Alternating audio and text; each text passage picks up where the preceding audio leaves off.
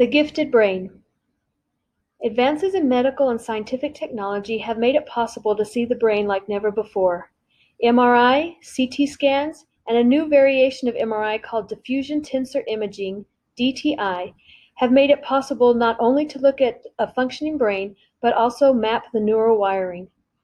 What has been found is that there are structural differences in the physiology of a typical brain and the brain of the gifted. In the typical brain, the cortex, the neurons on the outer surface of the brain thought to be responsible for higher mental processes, thickens as around the age of 7 or 8, indicating a peak number of neural connections is being made. In the gifted brain, this thickening occurs around age 13. Later, the cortex will thin out, indicating that the brain is pruning unnecessary connections. In the gifted brain, this thickening and thinning is more pronounced than in the typical brain, making the brain more efficient. This difference in maturation can affect executive planning, which takes place in the prefrontal cortex, and explains why a gifted student can do above grade level work but has trouble with organization.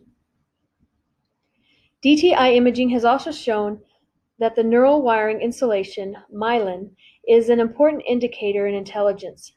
Myelin, which is part of the brain's white matter, is responsible for determining the speed of information message transmittal. Studies of both fraternal and identical twins found that there is a correlation between white matter and IQ.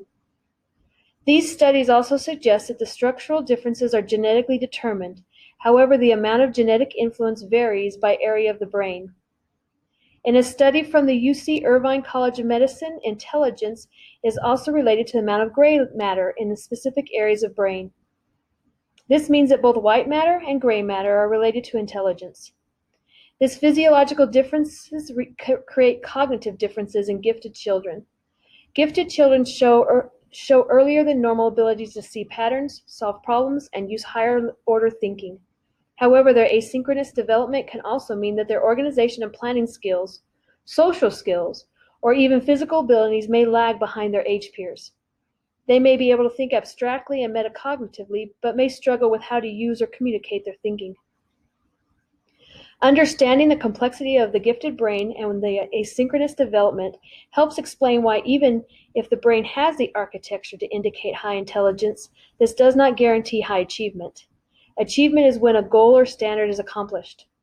Gifted students may have the ability, power, skill, or talent, but may not achieve due to other factors such as motivation, interest, or finding value in the learning.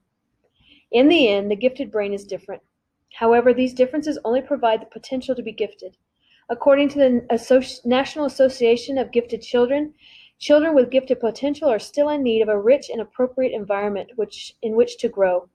Fortunate children have opportunities to develop their gifts and reach their full potential. Access to early identification allows parents and educators to create appropriate and responsive environments. Genetics provide the frame of possibilities, but the environment makes the selection of which potentials will actually be reached.